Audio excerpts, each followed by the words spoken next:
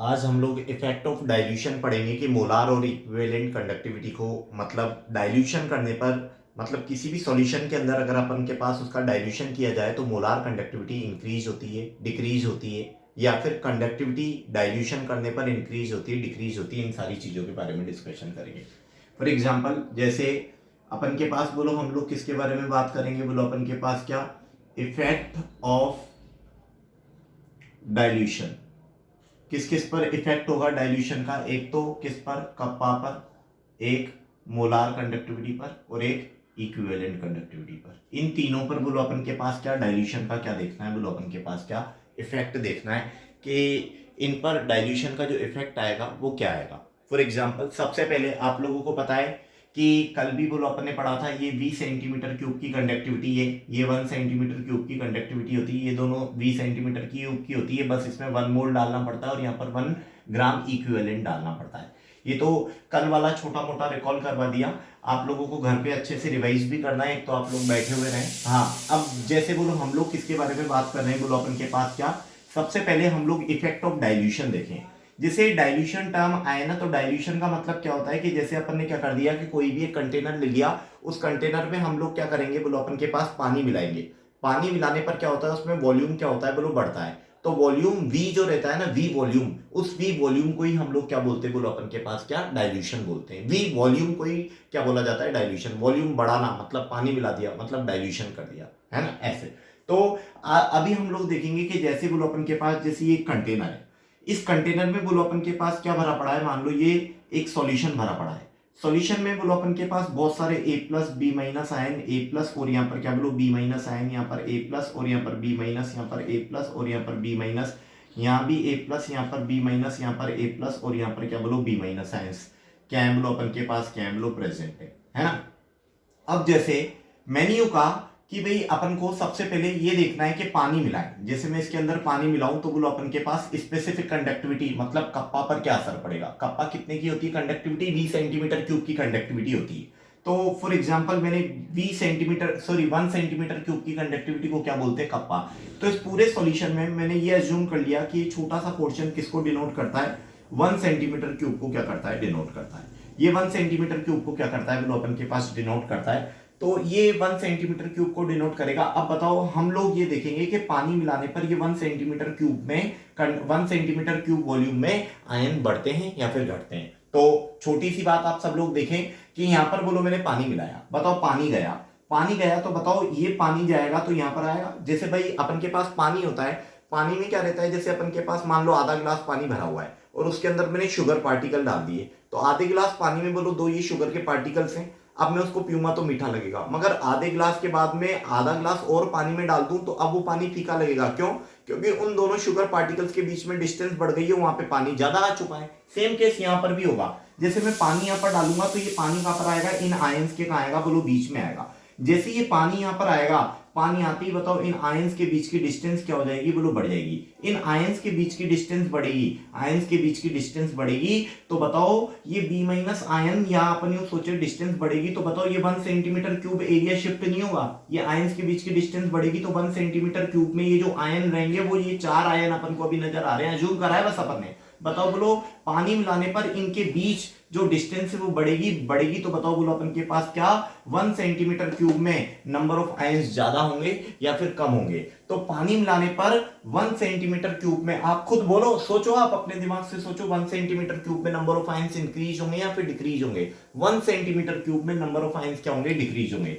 तो volume increase करने पर ये वॉल्यूम इंक्रीज करा तो बताओ बोलो अपन के पास क्या, बोलो नंबर ऑफ आयंस क्या हो जाएंगे, बोलो अपन के पास क्या हो गए, इंक्रीज होंगे या डिक्रीज होंगे, डिक्रीज। तो बताओ 1 सेंटीमीटर क्यूब में अगर वॉल्यूम बढ़ाया तो नंबर ऑफ आयंस डिक्रीज हुए। किस में डिक्रीज हुए, 1 सेंटीमीटर क्यूब में, यूनिट वॉल्यूम में। तो बताओ कंडक्टिविटी तो किस पर डिपेंड करती है, आयंस पर। अभी 4 है, थोड़ी देर बाद पानी मिलाता जाऊंगा तो बताओ बोलो अपन के पास कितने रह जाएंगे, 2 ही रह जाएंगे। नंबर ऑफ आयंस कम हो गए, मींस कंडक्टिविटी क्या हो गई, कम हो गई। और कंडक्टिविटी बोलो हम लोग किसको बोलते हैं, कप्पा को।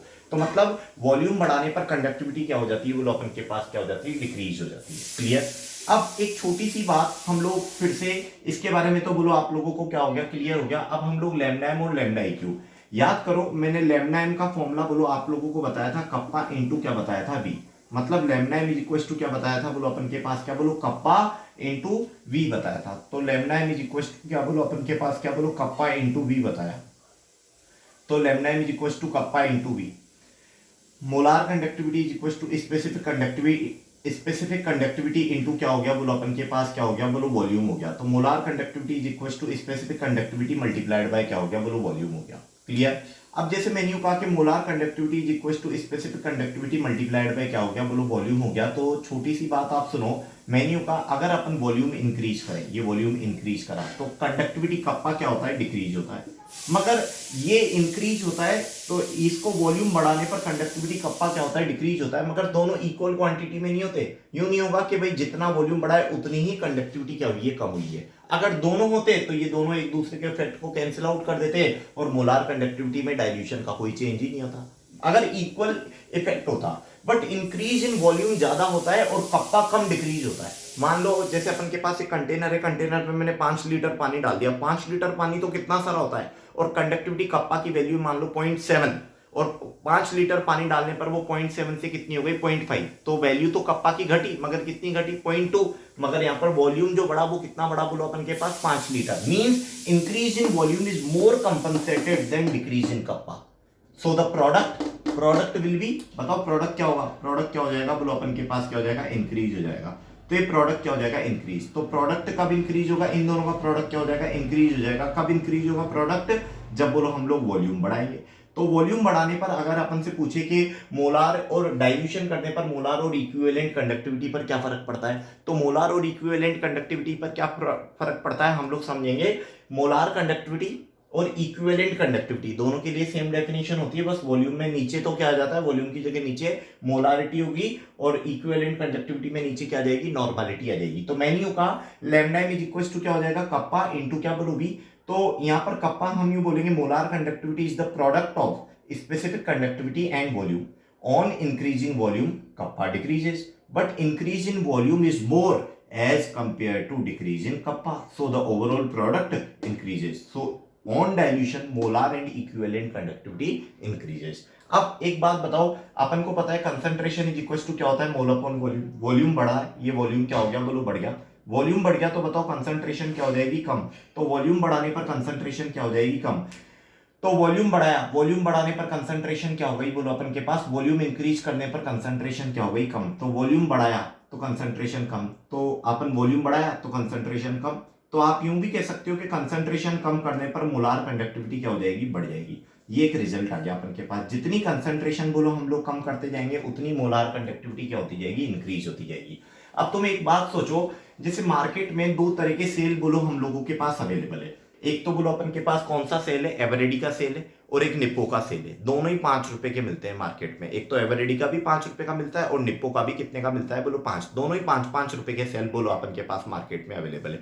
अब कौन ज्यादा चलेगा, ज्यादा वो वाला सेल चलेगा जिसकी मोलार कंडक्टिविटी ज्यादा होगी। अब तुम लोगों ने एक बात अभी अभी पढ़ी, मोलार कंडक्टिविटी तो उसकी ज्यादा होगी जिसकी सॉल्यूशन की कंसंट्रेशन क्या होगी, कम। जिसकी कंसंट्रेशन कम उसकी मोलार कंडक्टिविटी ज्यादा। तो अगर हम लोगों के पास दोनों कंपनियां जो हैं जितनी लो कंसंट्रेशन वाला सॉल्यूशन भरेगी, अब हम यूं कहें कि ज्यादा, तो ऐसे तो बोलो अपन के पास कंसंट्रेशन इज इक्वल टू तो क्या होता है मोल अपॉन वॉल्यूम। कंसंट्रेशन तो तभी कम होगी, कंसंट्रेशन को कम करना है तो वॉल्यूम को बढ़ाना पड़ेगा। वॉल्यूम बढ़ाना मतलब क्या मिलाना, डाइल्यूशन करना, पानी मिलाना। जितना ज्यादा पानी मिलाते जाएंगे उतना ही कंसंट्रेशन क्या होती जाएगी, कम। पानी मिलाते जाओ मिलाते जाओ मिलाते जाओ मिलाते जाओ, कंसंट्रेशन क्या होती जाएगी, कम होती जाएगी होती जाएगी होती जाएगी होती जाएगी। और एक टाइम ऐसा आ जाएगा वॉल्यूम बढ़ाने पर कंसंट्रेशन क्या हो जाएगी, कम हो जाएगी। एक टाइम हमारे पास क्या जाएगा, एक टाइम ऐसा आ जाएगा कि वॉल्यूम बढ़ाने पर कंसंट्रेशन क्या हो गई, कम हो गई। वॉल्यूम बढ़ाने पर कंसंट्रेशन कम हो गई तो हमें तो चाहिए कम। जितनी कम कंसंट्रेशन होगी उतनी मोलार कंडक्टिविटी ज्यादा, तो हम चाहते कंसंट्रेशन को कम करें। कितनी कंसंट्रेशन को आप कम कर सकते हो, आप कंसंट्रेशन को 0 कर दो ना। 0 मतलब आप वॉल्यूम को क्या कर दो, इनफाइनाइट कर दो। अब इनफाइनाइट पानी तो मिलाना पॉसिबल है ही नहीं, तो भाई अपन के पास हाँ, मगर ये है कि कंसंट्रेशन मैक्सिमम कितनी कम की जा सकती है, 0। और 0 कंसंट्रेशन पर जो मोलार कंडक्टिविटी, जैसे अगर मैं यहाँ पर C लगाऊंगा तो इसका मतलब होता है C कंसंट्रेशन पर मोलार कंडक्टिविटी, और अगर यहाँ पर 0 लगा दूं तो ये 0 कंसंट्रेशन पर मोलार कंडक्टिविटी। तो यूं कहते हैं 0 कंसंट्रेशन पर जो मोलार कंडक्टिविटी होती है ना, ये 0 कंसंट्रेशन पर मोलार कंडक्टिविटी, 0 कंसंट्रेशन पर मोलार कंडक्टिविटी क्या होती है बोलो, कंसंट्रेशन जीरो, जीरो तो मतलब मोलार कंडक्टिविटी क्या, मैक्सिमम। तो मतलब जीरो कंसंट्रेशन पर जो मोलार कंडक्टिविटी आती है वो क्या आती है, मैक्सिमम। तो इसी मोलार कंडक्टिविटी जो कि जीरो कंसंट्रेशन पर होती है इसे बोला जाता है बोलो अपन के पास क्या, लिमिटिंग मोलार कंडक्टिविटी। क्या बोला जाता है, लिमिटिंग मोलार कंडक्टिविटी बोला जाता है। क्या बोला जाता है, लिमिटिंग मोलार कंडक्टिविटी। समझ आ रहा है नहीं आ रहा, तो बोलो अपन के पास क्या, लिमिटिंग मोलार कंडक्टिविटी बोला जाता है। मगर हम लोगों को ये लिमिटिंग मोलार कंडक्टिविटी अब आगे इस चैप्टर में यही टारगेट बनेगा कि हम लोगों को निकालना क्या है, लिमिटिंग मोलार कंडक्टिविटी निकालनी है। जैसे भी निकालें वैसे हम लोग, मगर क्या निकालनी पड़ेगी बोलो अपन को, लिमिटिंग मोलार कंडक्टिविटी। अब लिमिटिंग मोलार कंडक्टिविटी कितने तरीके हैं बोलो, लिमिटिंग मोलार कंडक्टिविटी को कैलकुलेट करने के। लिमिटिंग मोलार कंडक्टिविटी दो तरह के इलेक्ट्रोलाइट के लिए कैलकुलेट की जा सकती है। एक तो स्ट्रॉन्ग इलेक्ट्रोलाइट के लिए भी कैलकुलेट की जा सकती है, और एक क्या बोलो, वीक इलेक्ट्रोलाइट के लिए भी लिमिटिंग मोलार कंडक्टिविटी क्या की जा सकती है, कैलकुलेट की जा सकती है। तो हम लोग दोनों के लिए, एक तो स्ट्रॉन्ग के लिए और एक क्या बोलो, वीक के लिए, स्ट्रॉन्ग और वीक दोनों इलेक्ट्रोलाइट के लिए बोलो हम लोग लिमिटिंग मोलार कंडक्टिविटी को क्या करेंगे, कैलकुलेट करेंगे। तो स्ट्रॉन्ग इलेक्ट्रोलाइट के लिए भी कैलकुलेट करेंगे और एक किसको लिए करेंगे बोलो, वीक इलेक्ट्रोलाइट। दोनों के लिए लिमिटिंग मोलार कंडक्टिविटी क्या करेंगे बोलो अपन के पास क्या करेंगे, कैलकुलेट करेंगे। तो अब हम लोगों का टारगेट आप लोगों को भी समझ में आ गया कि चैप्टर में नेक्स्ट जो टारगेट रहेगा वो क्या रहेगा। चैप्टर का नेक्स्ट टारगेट रहेगा बोलो अपन के पास, to calculate limiting molar conductivity means lambda M not बोलो हम लोगों को क्या करना है, कैलकुलेट करना है। लिमिटिंग मोलार कंडक्टिविटी किस किस के लिए लिमिटिंग मोलार कंडक्टिविटी कैलकुलेट करेंगे, एक तो किसके लिए बोलो अपन के पास, किसके लिए, स्ट्रॉन्ग इलेक्ट्रोलाइट के लिए, और एक किसके लिए बोलो अपन के पास क्या, वीक इलेक्ट्रोलाइट के लिए। तो सब बच्चे ध्यान से देखना, स्ट्रॉन्ग और वीक इलेक्ट्रोलाइट के लिए बोलो हम लोग क्या करेंगे बोलो, लिमिटिंग मोलार कंडक्टिविटी क्या करेंगे बोलो, कैलकुलेट करेंगे। अब देखो स्ट्रॉन्ग और वीक इलेक्ट्रोलाइट के लिए लिमिटिंग मोलार कंडक्टिविटी क्या करें बोलो अपन के पास, कैलकुलेट करें। तो जैसे सबसे पहले हम लोग किसके बारे में बात करें, स्ट्रॉन्ग के बारे में बात करेंगे, है ना। स्ट्रॉन्ग और वीक इलेक्ट्रोलाइट के लिए लिमिटिंग मोलार कंडक्टिविटी कैलकुलेट करने के लिए सबसे पहले एक साइंटिस्ट आया, साइंटिस्ट का नाम था डिबाई हकल। उन्होंने कहा कि आपको लैम्डा एम नॉट की वैल्यू चाहिए, हमने कहा हाँ चाहिए। तो उसने कहा आप मेरी इक्वेशन यूज में ले लो। हमने कहा तेरी इक्वेशन का नाम क्या, उसने कहा डिबाई हकल इक्वेशन। आप डिवाई हकल ओनसागर इक्वेशन यूज में ले लो, आपको लैम्डा एम नॉट की वैल्यू मिल जाएगी। लैम्डा एम नॉट की वैल्यू निकालना इतना चैलेंजिंग काम क्यों है, क्योंकि आप जानते हो कंसंट्रेशन जीरो पर ये वैल्यू चाहिए। कंसंट्रेशन जीरो आए, जीरो कंसंट्रेशन के लिए वॉल्यूम इनफाइनाइट। अब इनफाइनाइट की तो डेफिनेशन ही नहीं होती आप कितना पानी मिलाओगे। तो एक चैलेंज का काम है कि भाई हम लोग जीरो कंसंट्रेशन लाएंगे कैसे। तो इस प्रॉब्लम को, इतनी बड़ी जो ग्रेट प्रॉब्लम नजर आ रही थी, इस प्रॉब्लम को सबसे पहले बोलो अपन के पास किसने सॉल्व कर दिया, डिबाई हकल ने। उसने कहा कि हम लोग तो क्या करेंगे बोलो, डिबाई हकल ने कहा कि हम तो क्या करेंगे, बस अपन के पास क्या एक छोटी सी बात आपके सामने रख रहे हैं। क्या बात रख रहे हैं बोलो अपन के पास, छोटी सी, कि आप डिबाई हकल इक्वेशन ले लो। तो जैसे मैंने यूं कहा डिबाई हकल इक्वेशन यूज में लो, तो हमने कहा डिबाई हकल इक्वेशन क्या होती है, डिबाई हकल इक्वेशन क्या होती है। उसने कहा कि डिबाई हकल इक्वेशन जो रहती है वो सी कंसंट्रेशन पर मोलार कंडक्टिविटी और जीरो कंसंट्रेशन पर मोलार कंडक्टिविटी में रिलेशन बताती है। एक तो सी कंसंट्रेशन पर मोलार कंडक्टिविटी और एक जीरो कंसंट्रेशन पर मोलार कंडक्टिविटी में रिलेशन बताने वाली इक्वेशन का नाम है डिबाई हकल इक्वेशन। तो क्या होती है equation, lambda M C equal to होता है lambda M not minus A और रूट ऑफ क्या बोलो C. C square root of C means concentration का स्क्वायर रूट है। ए क्या होता है यहाँ पर, ए होता है बोलो अपन के पास क्या, एक कांस्टेंट जो कि केटायन और एनायन के बीच में लगने वाले फोर्स ऑफ अट्रैक्शन पे डिपेंड करता है। केटायन एनायन के बीच में लगने वाले फोर्स ऑफ अट्रैक्शन पर डिपेंड करने वाला ये जो क्या होता है, कांस्टेंट होता है। इसी को ही क्या बोलते हैं बोलो अपन के पास क्या, डिबाई हकल कांस्टेंट बोलते हैं। तो lambda M C equal to क्या होता है बोलो अपन के पास, lambda M C equal to lambda M not minus A root of क्या हो जाएगा बोलो अपन के पास क्या बोलो सी। तो अपन के पास इस इक्वेशन को यूज में लेती हम लोग लैम्डा एम नॉट इक्वेशन निकालेंगे। हमने डिबाई हकल से पूछा कि भाई ये इक्वेशन यूज में कैसे लेनी है, तो उसने कहा कि यूज में तो लो, मगर आपको छोटी सी एक 11th क्लास की नॉलेज होनी चाहिए। इस टॉपिक को अभी यहीं रोक के अपन 11th क्लास की एक नॉलेज लेते हैं। 11th क्लास में आयनिक इक्विलिब्रियम जिन बच्चों को अच्छे से आता होगा उन बच्चों को ये भी टॉपिक बहुत बढ़िया से क्लियर होता होगा। जैसे मैंने कहा एक ए बी इलेक्ट्रोलाइट है, ए बी इलेक्ट्रोलाइट के 10 मोल, यहाँ पर भी क्या है बोलो अपन के पास क्या बोलो, ए बी इलेक्ट्रोलाइट उनके भी क्या बोलो 10 मोल।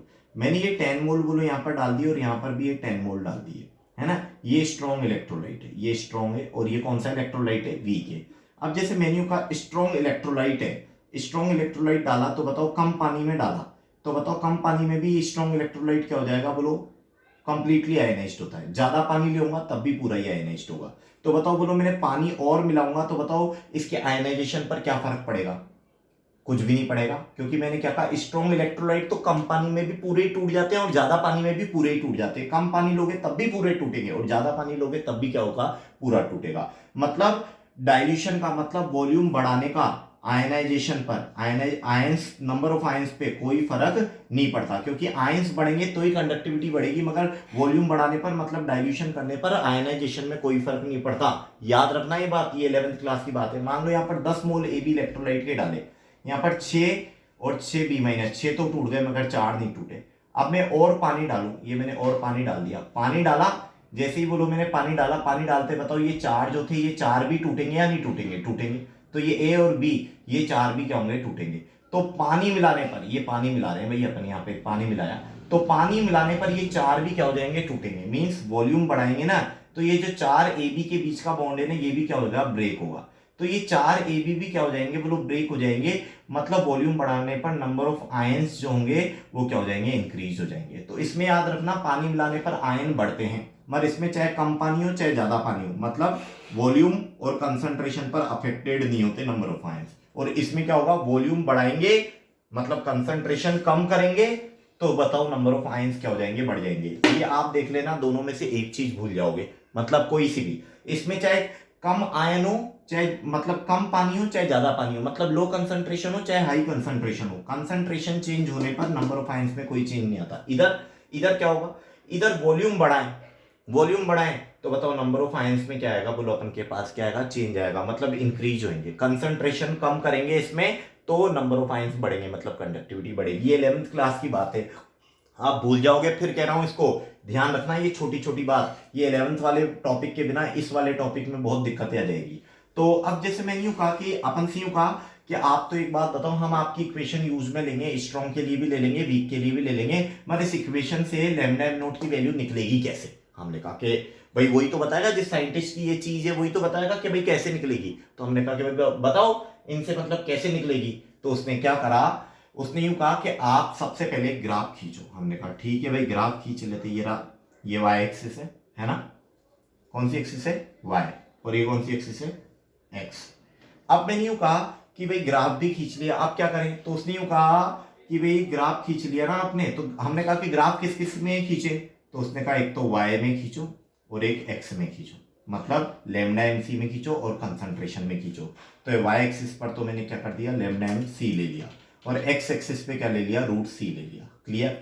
अब ये जो ग्राफ है y equal to M X plus C का ग्राफ होता है ना। ये 11th क्लास में फिजिक्स में आप लोगों ने पढ़ा होगा कि y equal to M X plus C क्या होता है। ये स्ट्रेट लाइन का एक इक्वेशन होता है, आप ध्यान से देखो, मैं आपको बता दूं। अगर ग्राफ क्या हो, y equal to M X plus C हो, तो ये जैसे c आता है ना जिन इक्वेशन में, y और x के बीच का ग्राफ वो यहां से चालू होता है। अगर किसी में y इक्वल टू क्या आ जाए, एम एक्स आ जाए, c नहीं हो, मान लो c है ही नहीं उसमें, है ना, c 0 है, तो ये c होता है इंटरसेप्ट, ये यहां से चालू होगी फिर इक्वेशन, ये। क्लियर। और अगर मान लो y इक्वल टू माइनस का एम एक्स प्लस सी हो, तो बताओ बोलो ये इक्वेशन कैसे चालू होगी, ये यहां से, ये नेगेटिव है ना स्लोप, तो यूं, अब ये c ये है मगर स्लोप नेगेटिव है, m क्या होता है, स्लोप होता है, ये m पॉजिटिव था, स्लोप तो ऊपर जा रहा था। मेरी बात समझ में आ रही है या नहीं आ रही है आपकी बात। तो ये क्या है बोलो, अपन के पास y equal to minus M X plus C का इक्वेशन है, ये y equal to M X plus C का है, और y इक्वल टू, तो ये बोलो अपन ने क्या करा, जैसे एक छोटी सी चीज बोलो अपन ने क्या कर दी, बोलो यहाँ पर क्या कर ली, बोलो अपन के पास डिस्कस कर ली। अब देखो मैंने यूं कहा लैम्डा एम सी और रूट सी में बोलो अपन के पास ग्राफ खींचा, तो बताओ आपको यहाँ m कैसा नजर आ रहा है, नेगेटिव। तो बताओ ग्राफ जो आएगा वो कैसा आएगा, बताओ जल्दी से, कैसी आएगी, लाइन कैसी आएगी, यूं आएगी, है ना। मगर मैं इतना ज्यादा स्लोप नीचे की तरफ नहीं बनाऊंगा। स्ट्रॉन्ग इलेक्ट्रोलाइट के लिए पढ़ रहे हैं बच्चों अपन, ये सबसे पहले भूलना मत। तो स्ट्रॉन्ग के लिए पढ़ रहे हैं, तो बताओ बोलो लाइन कैसी आएगी, बोलो यूं आएगी, है ना, हल्की सी, मतलब यूं। आप सोचोगे कि सर यूं इतनी टेढ़ी आनी तो ऐसी थी ना, तो आप हल्की सी टेढ़ी क्यों बना रहे हो, यूं हल्की सी टेढ़ी क्यों बना रहे हो, मैं इसका भी रीजन आपको बताऊंगा। पर ये ग्राफ इस लाइन के अकॉर्डिंग तो ये ग्राफ आ गया। हमने कहा तो कि लाइन हल्की सी भी टेढ़ी क्यों गई, तो क्योंकि मैं आप लोगों को बताऊं, ये बात अपन किसके लिए पढ़ते हैं, स्ट्रॉन्ग इलेक्ट्रोलाइट के लिए। अभी अभी मैंने 11th क्लास का एक बात बताई थी कि स्ट्रॉन्ग इलेक्ट्रोलाइट में कंटेनर हो ना, उसमें अगर आप पानी भी मिलाते चले जाओ ना, तो पानी मिलाते गए मिलाते गए मिलाते गए, तो पानी मिलाने पर, ये पानी मिलाने पर बताओ नंबर ऑफ आयंस जो होंगे, नंबर ऑफ आयंस में कोई चेंज नहीं आता। मतलब पानी मिलाने पर, पानी मिलाया मतलब वॉल्यूम बढ़ाया, वॉल्यूम बढ़ाया मतलब कंसंट्रेशन क्या करी, कम। तो देखो पहले ये कंसंट्रेशन थी, अब मैंने कंसंट्रेशन क्या कर दी, कम। तो कंसंट्रेशन कम कर रहा हूं, तो आयंस में, स्ट्रॉन्ग इलेक्ट्रोलाइट में पानी मिलाने पर आयन में कोई चेंज नहीं आता, आयन में चेंज नहीं आता, आयन में चेंज नहीं आता मतलब कंडक्टिविटी में चेंज नहीं आता। तो मोलार कंडक्टिविटी क्या रहेगी, अनचेंज्ड ही रहेगी। तो तुम कहोगे सर अनचेंज्ड ही रहेगी तो हल्की सी कंसंट्रेशन कम करने पर बढ़ रही है, अनचेंज्ड रहेगी तो फिर पूरी सीधी खींचो, हल्की सी भी ऊपर क्यों ले रखी है, हल्की सी भी कंडक्टिविटी क्यों बढ़ रही है, तो वो इसलिए बढ़ रही है क्योंकि पहले कंसंट्रेशन ज्यादा थी, पानी मिलाया तो आयन पहले जो पास पास थे ना हाई कंसंट्रेशन पर, पानी मिलाने पर वो आयंस क्या हो गए, पहले भी 20 ही थे बाद में भी 20 ही थे, इसलिए ज्यादा चेंज नहीं आया, नंबर ऑफ आयंस तो चेंज नहीं हुए, मगर पानी मिलाने पर वो जो आयंस थे जो पहले पास पास थे, अब वो क्या हो गए बोलो अपन के पास क्या दूर दूर, तो फ्री हो गए, तो हल्की सी कंडक्टिविटी क्या हो गई बोलो बढ़ गई। तो ये बोलो अपन के पास क्या है, डिस्कशन हुआ हमारा। अब हमने कहा कि हम ग्राफ नहीं समझने आए थे, हमारा मेन टारगेट से तो हटा ही दिया, हमें तो क्या फाइंड आउट करना है, lambda M not find out करना है कि लैम्डा एम नॉट कैसे निकालेंगे।